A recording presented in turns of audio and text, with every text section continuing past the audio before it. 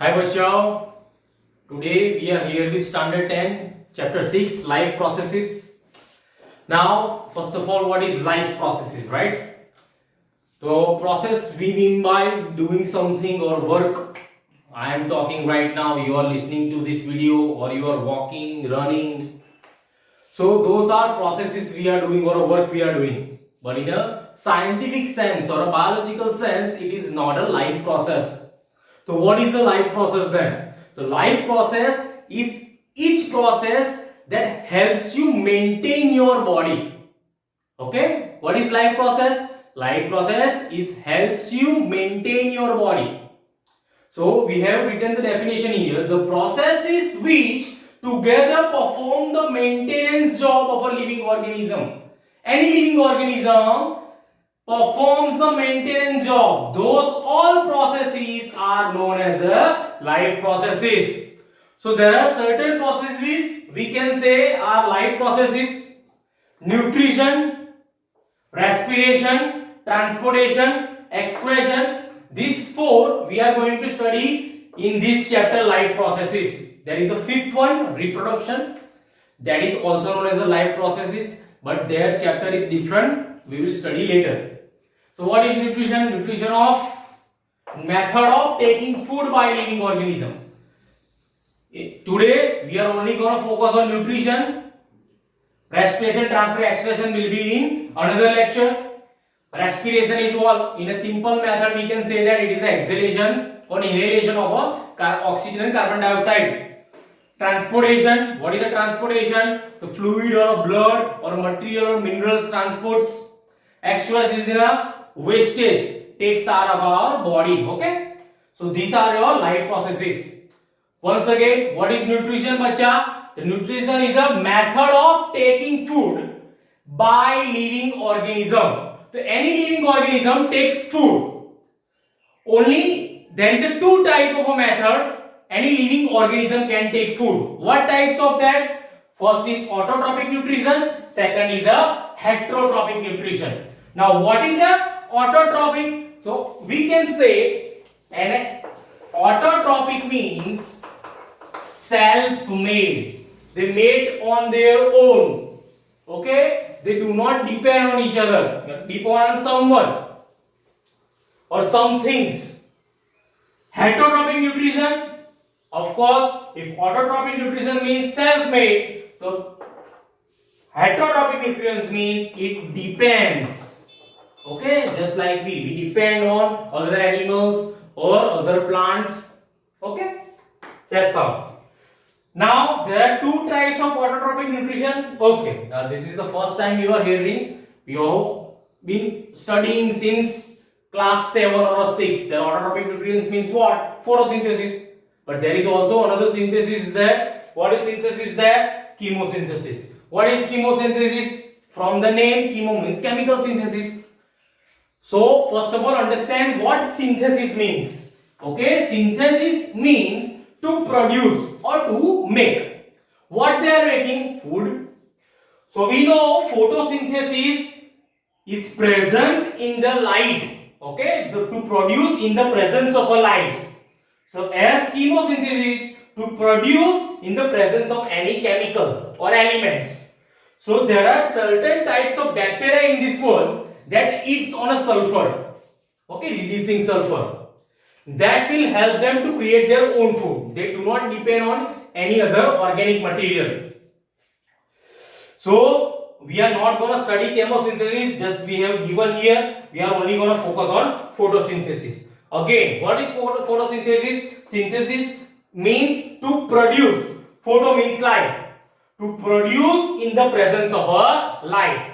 And photosynthesis can be defined as any autotroph uses materials like what? CO2 and H2O, carbon dioxide and water. In the presence of sunlight, it will transform or convert that into carbohydrates. Those carbohydrates are known as the glucose in trees or plants, and that is how they make food. Again, photosynthesis. It is a process by which autotrophs take material in the form of carbon dioxide. Okay, now you will say, sir, they are taking some materials, right? Okay, so always remember that beta how we have defined autotrophs and heterotrophs. Autotrophs means though they are taking materials, but they are taking acarbonic materials, okay, non-carbonic materials. Now when we talk about heterotrophs, they are taking organic materials, okay, organic, viewed organic material now, okay, so that is known as autotrophs. Now in the form of carbon dioxide and water, which is converted, they are going to convert into carbohydrates. You have to remember this. They are converted into what? Carbohydrates in the presence of sunlight and chlorophyll. Okay. Now what is chlorophyll? So chlorophyll is a pigment present in the chloroplast. Okay. We have studied in the tree cell of a tree. Okay. There is a chloroplast and it contains chlorophyll. Why? It is chlorophyll, it is a pigment of a green color. Why it is a green color? Because it reflects only green color. Other colors the chlorophyll absorbs it. Oh. Now we are in 10th standard. Definition is only not going to do it. We are going to have to study also the equation. So what transform into carbohydrates? So carbon dioxide. So we can take CO2 plus H2O. Okay.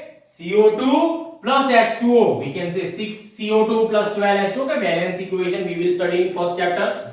6 CO2 plus 12 H2O will give C6H12O6. That is your carbohydrates or glucose. Plus 6O2 plus 6H2O. Okay, that is why from carbon dioxide and water we can get glucose or a carbohydrate. Okay. Now this process of photosynthesis we can divide into three parts. Okay, how does it actually happens? So first is the absorption of light energy by chlorophyll. So what will happen? The chlorophyll first absorbs the light energy.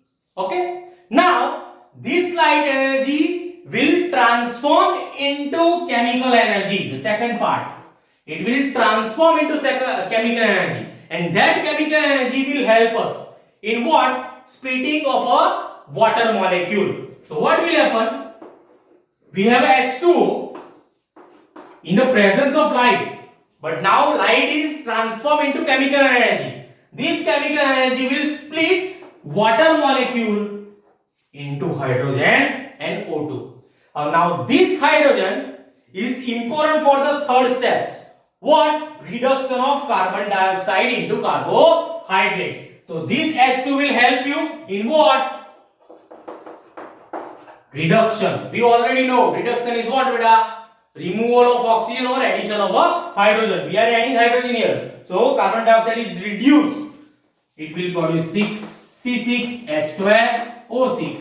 Once again it is a glucose. So this process can be divided into these three parts. Once again, bacha, what is photosynthesis? So converting of what? Carbon dioxide and water into carbohydrates. We can give equation is like this: CO2 plus 12H2O will give C6H12O6 plus CO2 plus 6H2O. Now we can divide this process in three parts. Absorption of light energy. Second part is absorption of light energy, but it transforms into chemical energy, and that chemical energy divides the water molecule in hydrogen and oxygen. Reduction of carbon dioxide. What is the reduction of carbon dioxide? It will reduce the carbon dioxide and will produce C6H12O6. Okay, bacha? So this is how the photosynthesis, the nutrition part 1 completes here. Okay. Now we are going to study the cross section of a leaf. How actually this process happens in a leaf. Okay. So pause it here, bacha. Write down in your notebooks. See here. Okay.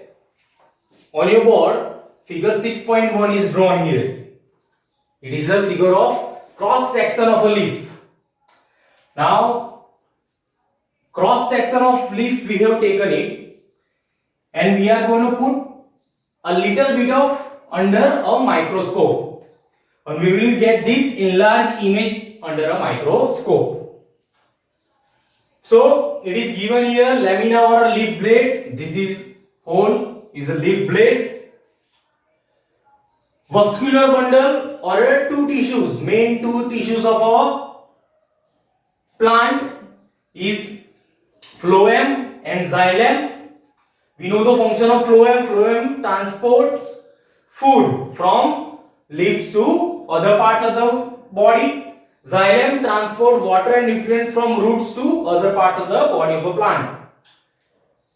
Now, when we enlarge these under a microscope, we will get two epidermis. Okay, first is upper epidermis, second is lower epidermis. Between them, you will get other cells. So, upper epidermis and lower epidermis, it is like a skin of a leaf.